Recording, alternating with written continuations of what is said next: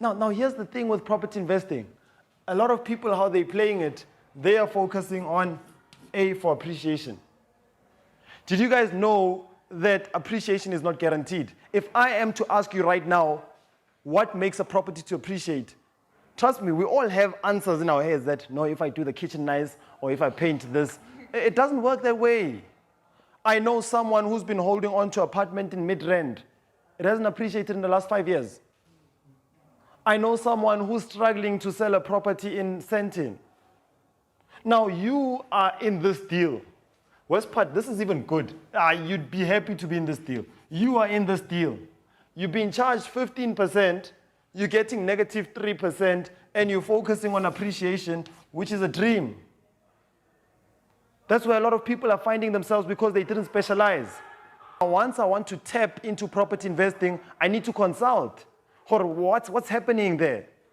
People are finding themselves in this situation. You ask, if I was to ask you before we had this, a lot of people were not looking at this when it comes to property. People are looking at, it's got 8 rooms. I know someone who has 10 rooms, but they're running at a negative 3. It's not the number of rooms. Now, here's where it catches up to you, is that growth. Because now what's happening? I'm earning, let's just say that I'm earning at work. I'm earning 50K. I'm earning 50K, all my expenses, let's link it with how we started. I'm earning 50K, all my expenses amount to, let's say 40K. Now I've got this property that's got 8 rooms, it still wants money from me, which is 10K. Let's look at it back according to affordability.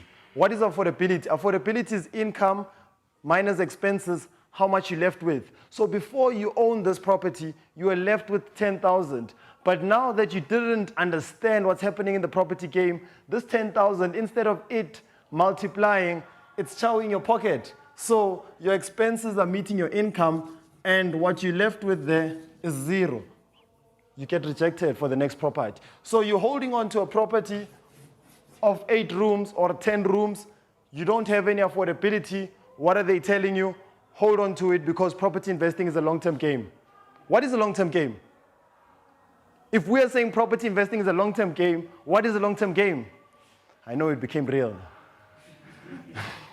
What is a long-term game, guys? I can tell you now, these developers, you see when they buy a piece of land, like even Vets, I saw they were developing that, they knew that this is how long it's going to take us. Immediately after we're done with this, the bank charged us this amount, and this is how much we'll be getting. They knew.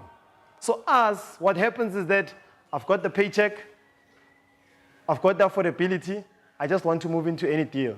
And then now, these are the results. So I'm hoping that none of you guys are going to be sending us DM and say, hey, Fit, I didn't listen. I didn't listen. So what I spoke about now is that we need to understand when it comes to the lending versus the interest. Because now if look at this situation that we're in. Look at that situation that we're in. So if I'm saying that my borrowing rate is 15%, that's my borrowing rate. And then my income rate that I'll be getting is 30% any day. So I want to link it with the answers that we're giving earlier on. You know, property stock fails go down so bad because of silly mistakes. Now, you find a leader, somebody in leadership who doesn't understand these numbers, so they bought a property, and then we all combined. I was like, guys, here's the idea. Everybody was happy. We put in our money. Let's say we put in about 15 million. Let's say we put in 15 million, right? And then I said that I'm going to give everybody 15% of what you put in. Let's say how many are we? Let's just say that we are 30 in this room. 15 million divided by 30. How much is that? I want to show you how property stock files go down. 15 million divided by 30. What is that? 500,000. Okay? 500K. 500K, ne? Everybody's contributing 500K. I promised you that you'll get 15%. 500K. 15% a year. What's 15% of 500K?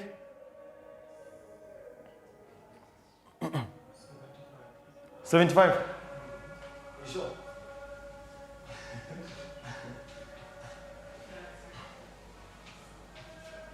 I'm promising you that you're going to get 75,000. But now remember something, that rental is constant.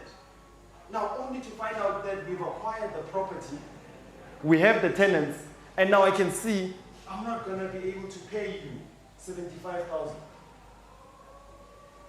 And now I need to come back. Imagine how am I even going to explain it to you guys that I'm not able to give you. That's when people think that it's a scam. It's not a scam because what? The numbers were not aligned from the start. So if you are to go into a partnership, whether with a brother or your mother, you need to understand this so that by the time you promise them this 15%, it's well calculated. You looked at it at worst case scenario. So a lot of people, it will be this thing, we collect the 15 million, we promise them the 15%, only to find out that, let's just say that the interest, we can only pay them 14,000. Now, here's the trick. We can't go to our tenants and say, hey, we promised those people that we're going to give them 75. You're going to pay 20,000 now. The tenant knows very well that in this area, everybody's paying 10,000. We can't force them to pay the 20,000. So that's how a lot of stock files go wrong. And at the end of the day, hence what I'm saying is that it's very important that we understand the interest. So what happens with estate agents is that they're the ones that are going to be doing the marketing for you, for the property, right? They're the ones that are going to be selling the property for you. So what you're trying to do with your property journey is that you want to separate yourself from the business, right? You want to get to a point whereby you're able to conduct a flip a phone call away. So I know that my contractor, I can just send my contracting guys that, guys, I need you to go to XYZ to go fix the property. And then you get your estate agent that's going to be selling the property. So if there's 10 viewings, they are the ones that are going to be doing the back and forth to and from the property to sell the property. So now what then happens is that estate agents don't get the full 80,000. I think this is the myth that I thought was happening. So let's look at a classic example, right? Let's look at the 80,000. So I know someone was saying that let me leave this course and do estate agents. So you get 80,000. The company is a franchise, right? So now the company is going to take half of 80,000. So it's going to be 80,000 divided by 2. You get 40,000. From this 40,000, there are charges that they give you. So for example, when they're advertising on Property 24, so say for instance you have Sif or you have Keller Williams. I think another one before we move into that. Let's say you listed the property, however someone sold it. But remember, 50-50. That gets divided after everything is explained. Yeah, you're right. So you're right. It's the 40,000, right? Minus all of, say for instance, Sif or Keller Williams is advertising on your behalf, right? Because remember, you're the estate agent, but you're under the estate agents, right? So the company that has been advertising this property for you is going to take a share from that, right? Advertising costs. So now say for instance, that's 5,000. That's 5,000. You're now sitting at 35,000. 35,000. Now some estate agency also say that we've been training you. We need to still minus from that, right? But now let's say we didn't actually train. There wasn't any training happening. Now we're at 35,000.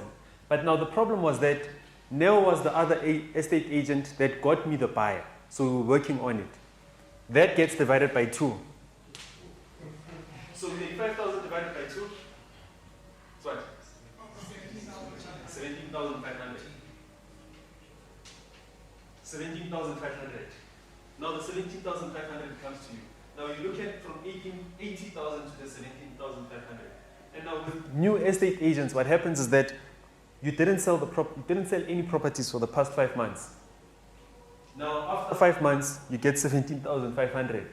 So 17,500 to really understand how much you were making on a monthly. 17,500 divided by 5 months. And again, what we have to understand their role, man. They're not really entitled to it. They're playing a huge role. Because if you are to be looking at, this agent called us to say, guys, here's a deal for you. Then you get to understand that they play in the groundwork because I can't be everywhere.